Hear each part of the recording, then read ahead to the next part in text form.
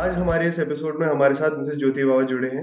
इनका एनजीओ पंजाबी संवाद अमृतसर और पंजाब के अधिक क्षेत्रों में ह्यूमैनिटेरियन वर्क करता है। अत्रगित उनको ऐसा काम करते हुए 12 साल से अधिक समय हो चुका है।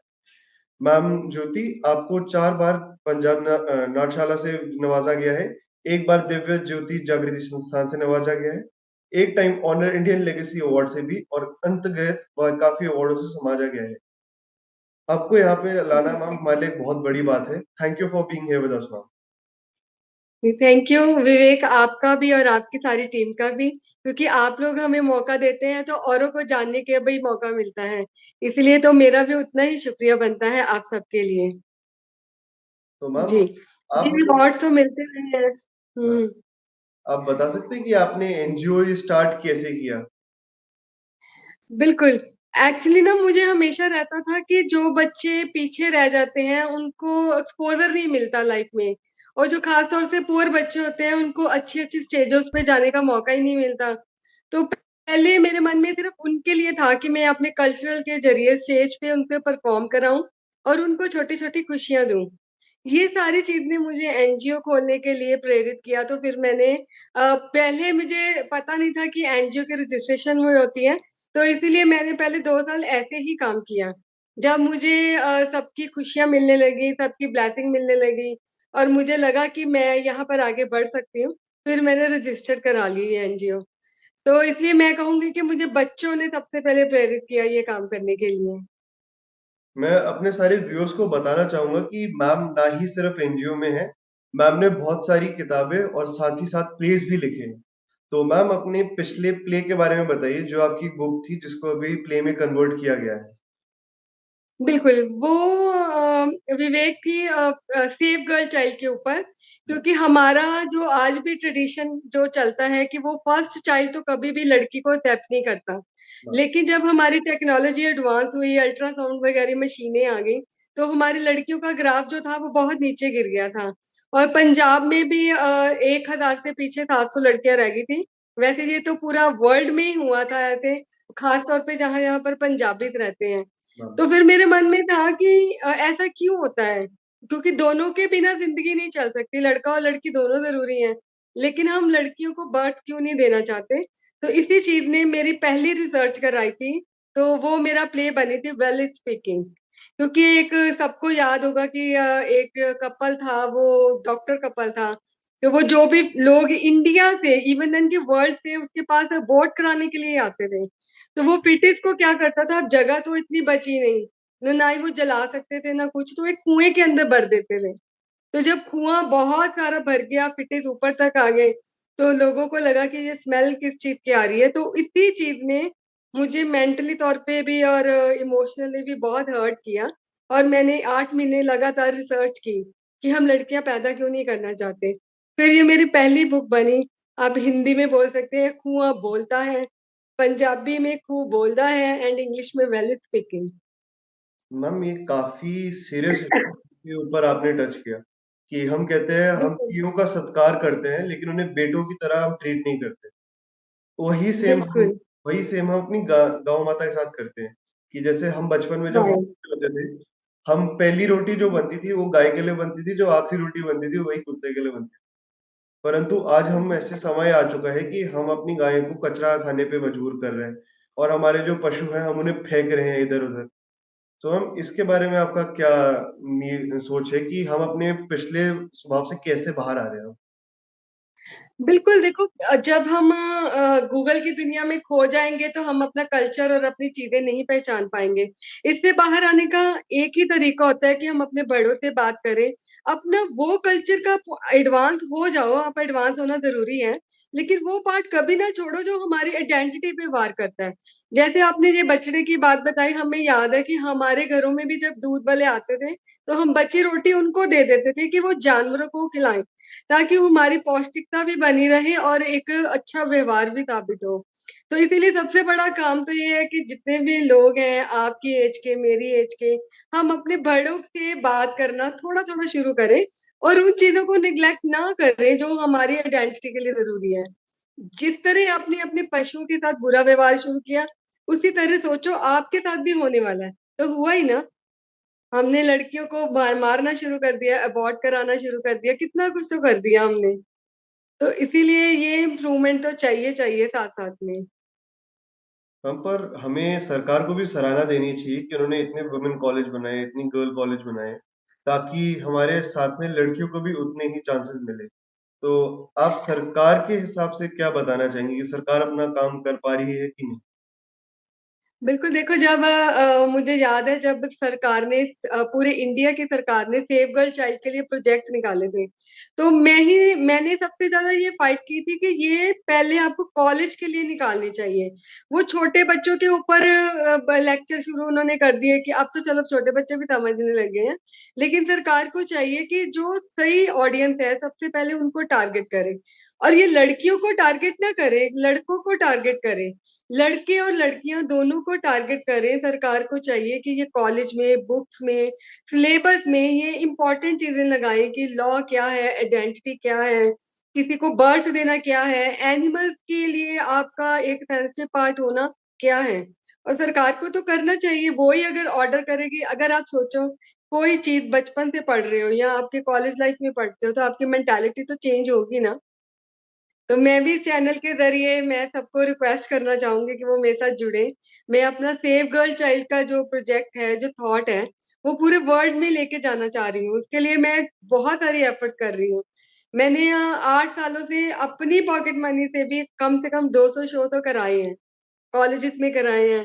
और बहुत सारे डाटा हैं जिस कपल ने, मतलब कि ये सोचा था कि उन्होंने टेस्ट के लिए नहीं जाना।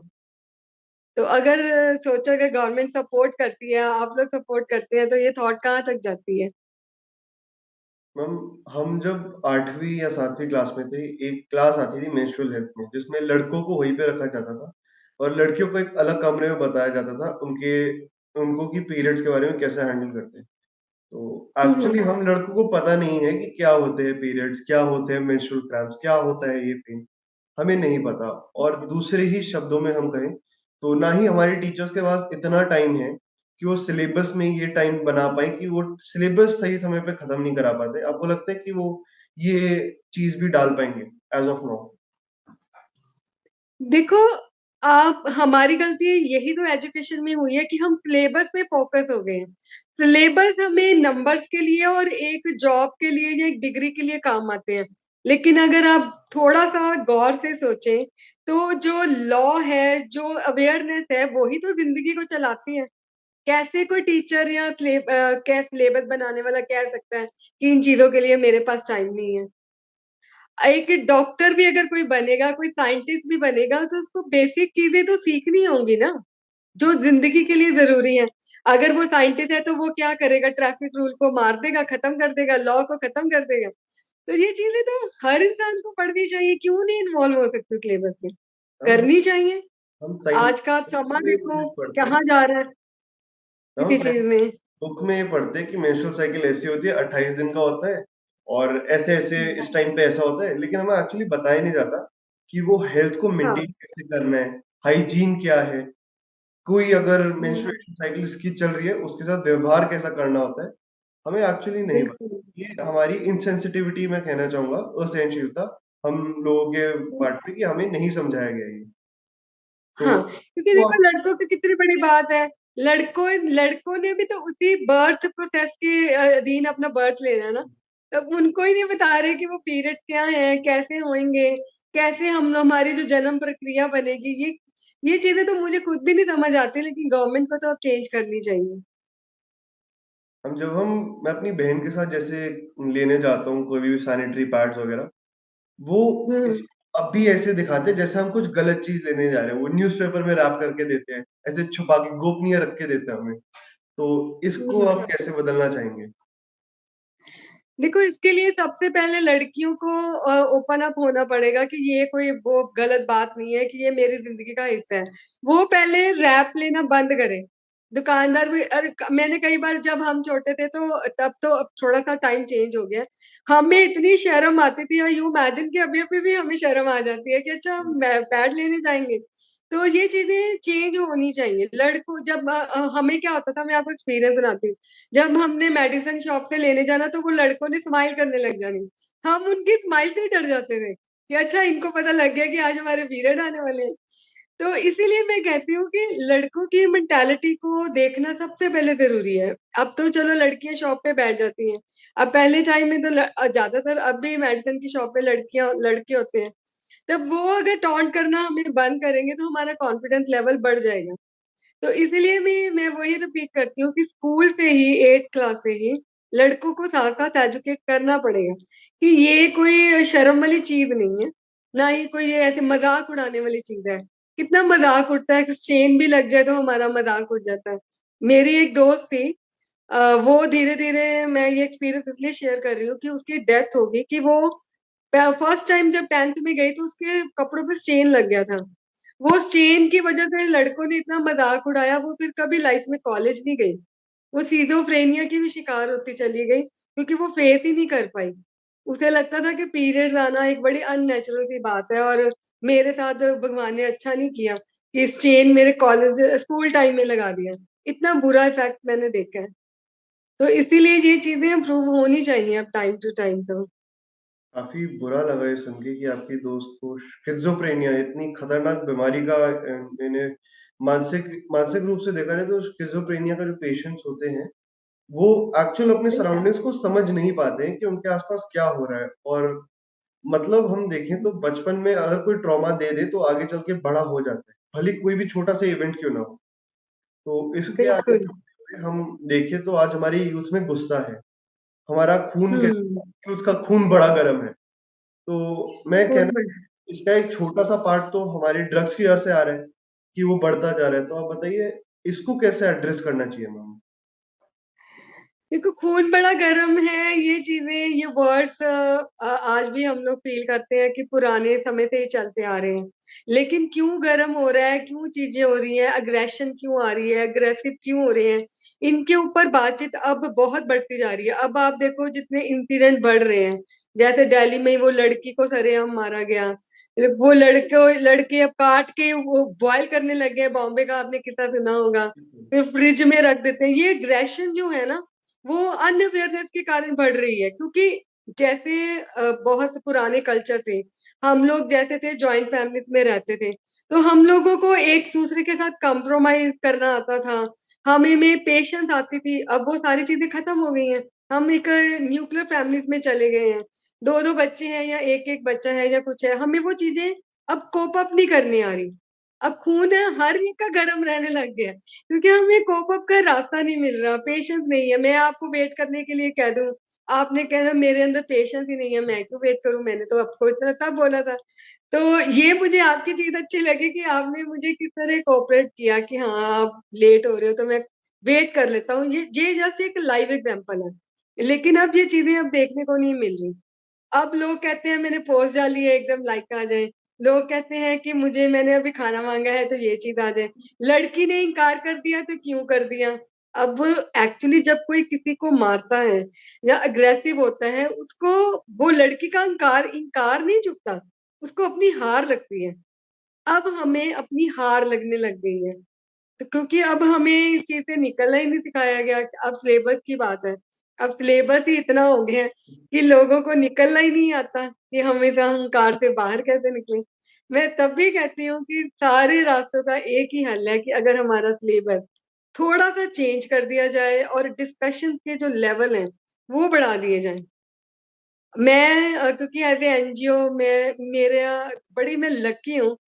आप लोग इमेजिन करोगे कि मेरे सबसे जो छोटी उम्र की दोस्त है वो 17 साल की है, और मेरे साथ इसी क्लास के लोग जुड़े रहते हैं। तो वो मेरे से बात करते हैं क्योंकि मैं उनसे बात करना अपना वक्त बर्बाद करना नहीं समझती। अब रिसेंटली लास्ट मंथ किसी लड़की ने चेट किया है। वो लड़का 1 महीने में ही ड्रग्स में चला गया, सिगरेट्स में चला गया, उसका 30 kg वेट जो है लॉस खत्म हो गया है। अब मैं उसके साथ फोन कॉलिंग पे टाइम स्पेंड कर रही हूँ, पेरेंट्स के साथ स्पेंड कर रही हूँ। अब पेरेंट्स उसके साथ बात ही नहीं करते कि हाँ कि ये लड़की ने चीट किया। अब जाके उसने अपने पेरेंट्स को बताया कि लड़की ने चीट किया, इसलिए मुझे ऐसे हालातों पे मैं ऐसा हो गया हूँ। अगर उसने मुझे ढूंढा एनजीओ से मेरे से बात करी, लेकिन अगर यही बात वो पेरेंट्स के साथ कॉन्फिडेंस होता, तो ना ही वो सिगरेट के लिए जाता, ना ही विस्की के लिए जाता, ना ही उसका वेट लॉस होता। अब वो एमआरआई के लिए गया है, सुबह उसकी मम्मा को बोल के एमआरआई के लिए भेजा है। मोरल ऑफ द स्टोरी कि हम लोगों में पेशेंस ही नहीं रहा। अगर उसने तुम्हें छोड़ दिया तो खत्म, छोड़ दिया तो बात अब खत्म करो। लेकिन होता क्या है, आजकल सब चुप चुपीते छोड़ के जाने वाली चीजों में से हो गए हैं। आप मेरे मन से उतर गए, मैंने ब्लॉक किया, बात खत्म। ये चीजें हमें अग्रेशन की तरफ लेके जा रही हैं। हम ब्लॉक कर देते हैं, मुझे आदत पड़ गई आपसे बात करने की, आपने एकदम मुझे ब्लॉक कर दिया तो मेरा मेंटल लेवल तो वो नहीं रहेगा ना, मेरी स्टेबिलिटी खत्म हो जाएगी। अरे मुझे पता तो लगे कि तुमने ऐसा किया क्यों। सो हर चीज में एक कन्वर्सेशन की अब आज के टाइम में जरूरत हो गई है। तो हमें, मुझे लगता है कि आप तो स्कूलों में ये चीज कहनी चाहिए, भाई बात कर लो, खून मत गरम करो, एग्रेशन में मत जाओ, बात कर लो, बेस्ट है।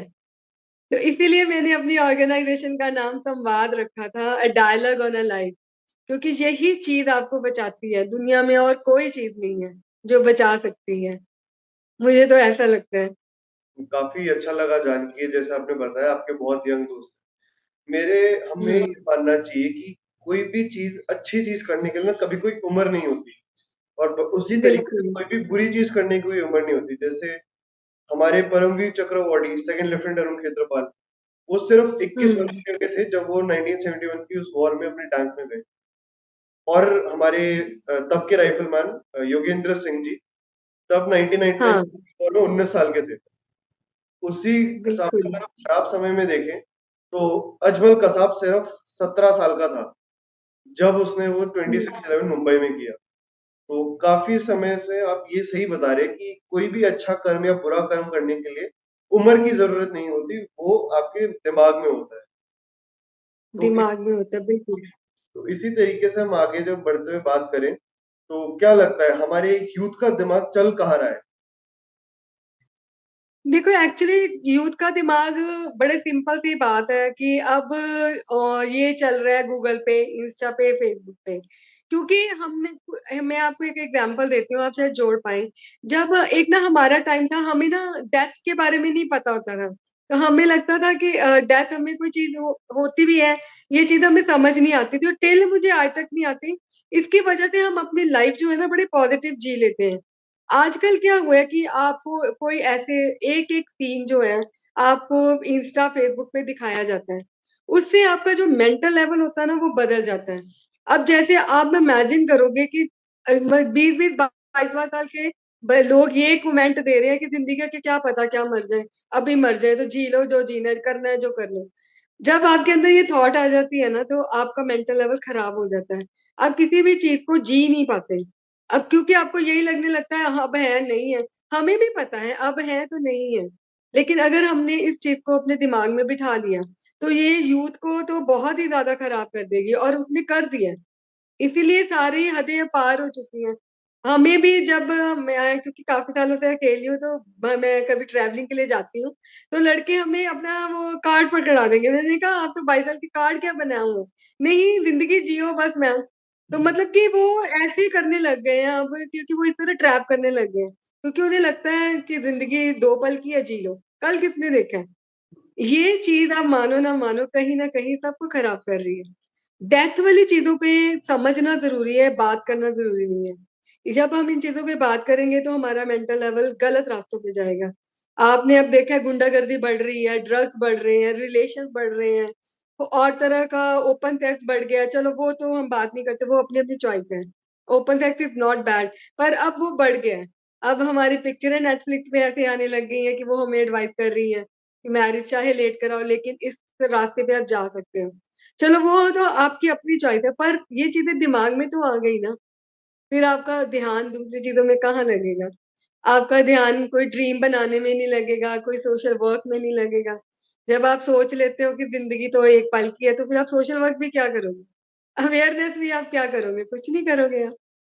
इसी चीज से हमारा जो यूथ है ना अब खराब हो चुका है, काफी ज्यादा हो चुका है। हमारे पंजाब में तो यूथ यहाँ रहना नहीं चाहता। हमें भी पता है कनाडा में क्या हो रहा है, लेकिन वो कहता है कि बेटर है, कम से कम वहां चीजें तो ओपन है। वो बस अब यही जीना चाह रहा है, जो मेरे हिसाब से तो बहुत गलत है। अब हर कोई अपनी लाइफ चाहता है, तो फिर यूथ को रास्ते अब बदलने पड़ेंगे। अब तो गवर्नमेंट को आपकी पढ़ाई का लेवल बदलना पड़ेगा। हर लेडी काम करना चाहती है अब। कोई नहीं चाहता कि अब आप देखोगे कितनी एडवर्टाइजिंग आ रही है, घर बैठो, इतना पैसा कमाओ, इतना पैसा कमाओ। तो फिर जब सारे पैसा कमाने लग जाएँगे, तो सोसाइटी क्या बनेगी? और बच्चों का जीवन तो खराब होगा ही। मतलब कि एक चेन के साथ दूसरी चेन जुड़ी हुई है। ये समझना पड़ेगा सारा चीज़ें, किसी बात के लिए। तो मैम, आप पंजाबी संवाद को अगले 1 साल में ऐसी क्या चीज़ है जो आप अचीव करना चाहोगे? मैं पंजाबी संवाद को अगले साल तक अपना अवेयरनेस लेवल पर अप लेके जाना चाहूँगी। मैं चाहूँगी कि जैसे मैंने आज आपसे बात की है, लोग मेरे से जुड़ें, मेरे थॉट लेवल को पहचानें, मैं और बात करना चाहूँगी और जो एजुकेशन करना चाहते हैं, जिनके पास पैसों की प्रॉब्लम है, उनके लिए तो मैं हमेशा ही चलते रहना चाहूँगी। उनके लिए मैं कभी भी अपना साथ नहीं छोड़ूँगी, चाहे कोई आर्टिस्ट बनना चाहता है, चाहे कोई डॉक्टर है लेकिन उनके पास पैसों की कमी है, तो मैं उनके लिए 1 साल में मेहनत करना चाहती हूँ।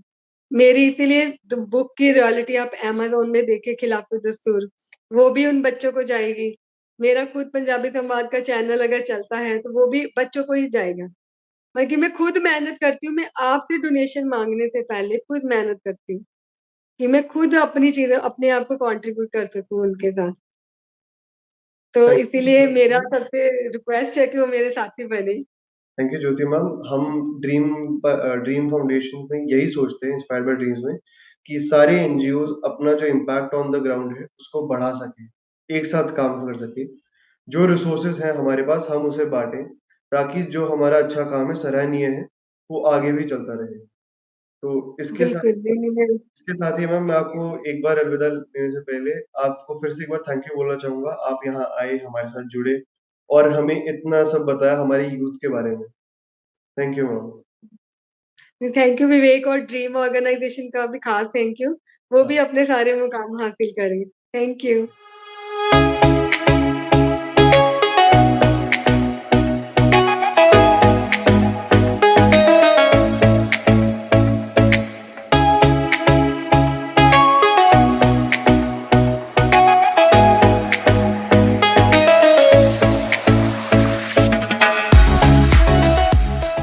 ਅੱਜ ਦੀ ਸ਼ਾਮ ਜਿਵੇਂ ਕਿ ਤੁਸੀਂ ਸਾਰੇ ਦੇਖ ਰਹੇ ਹੋ ਬਹੁਤ ਹੀ ਸੁਹਾਵਣੀ ਹੈ, ਬਹੁਤ ਹੀ ਸੋਹਣੀ ਹੈ ਤੇ ਜਿਹੜੀ ਸਾਡੀ ਅੱਜ ਦੀ ਸ਼ਾਮ ਹੈ ਇਹਨੂੰ ਹੋਰ ਵੀ ਸੋਹਣਾ ਬਣਾਉਣ ਵਾਸਤੇ ਸਾਡੇ ਵਿੱਚ ਬਹੁਤ ਹੀ ਖਾਸ ਮਹਿਮਾਨ ਨੇ।